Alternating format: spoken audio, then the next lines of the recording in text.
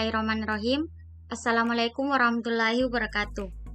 Perkenalkan, nama saya Tiara Putri Sakira dengan NIM 200210500010 dari kelas Teknik Komputer A.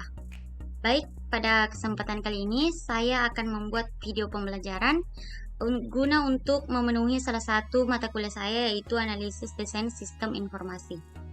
Nah, di sini saya akan membahas materi mengenai analisis kelayakan sistem.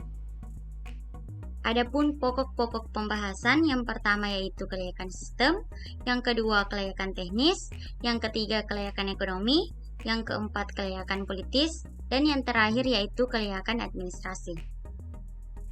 Nah, adapun tujuan pokok bahasan yang pertama yaitu memahami mengenai studi kelayakan sistem, memahami mengenai studi kelayakan teknis, yang ketiga memahami mengenai studi kelayakan ekonomis, yang keempat memahami mengenai studi kelayakan politis, dan yang terakhir yaitu memahami mengenai studi kelayakan administrasi. Adapun di sini pendahuluan, yaitu tidak semua kebutuhan sistem yang telah didefinisikan pada tahapan analisis kebutuhan sistem layak untuk dikembangkan. Oleh karena itu, dibutuhkan sebuah studi kelayakan atau analisis kelayakan sistem. Nah, di sini adapun pembahasannya, yang pertama yaitu kelayakan sistem. Dokumen yang dihasilkan dari tahapan analisis kebutuhan dikumpulkan menjadi suatu proposal pendahuluan proyek. Namun, sebelum proposal tersebut diusulkan, maka harus terlebih dahulu dilakukan studi kelayakan. Yang kedua yaitu kelayakan teknik. Kelayakan teknis di sini yaitu menyoroti kebutuhan sistem yang telah disusun dari aspek teknologi yang akan digunakan. Adapun dua kriteria prinsip yang termasuk dalam kategori teknis yaitu efektivitas dan ketercukupan atau adequacy. Yang ketiga yaitu kelayakan ekonomi. Tiga konsep atau istilah yang sering digunakan. Yang pertama, biaya atau keuntungan yang dapat terlihat atau tangible atau tidak terlihat. Yang kedua, dapat diukur secara moneter atau tidak. Yang ketiga, dapat langsung diukur dengan analisis biaya keuntungan atau tidak. Nah, di sini terdapat yang pertama efisiensi ekonomis. Tingkat pencapaian tujuan dengan sumber daya atau dana yang ada. Hati-hati bila proyek banyak, bisa kehabisan sumber daya.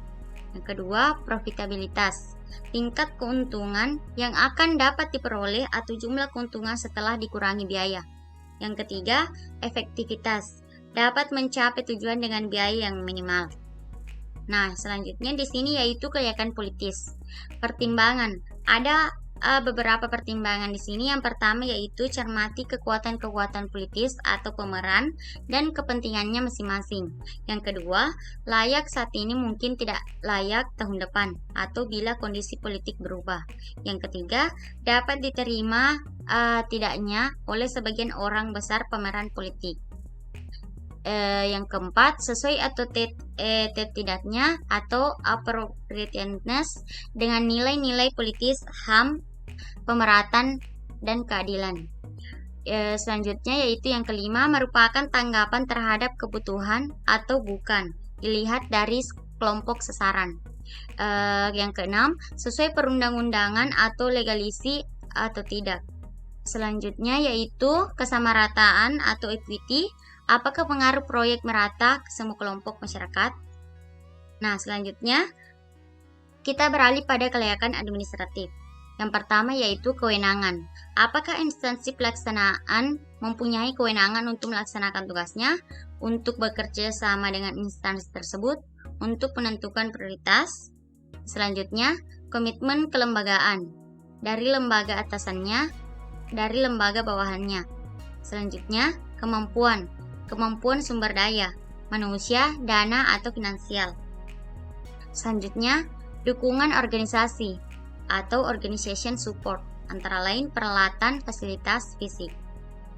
Nah, adapun kesimpulan yang dapat kita ambil mengenai analisis kelayakan sistem, yaitu digunakan untuk mempelajari apakah usulan-usulan kebutuhan sistem baru layak atau visible untuk diteruskan menjadi sistem informasi.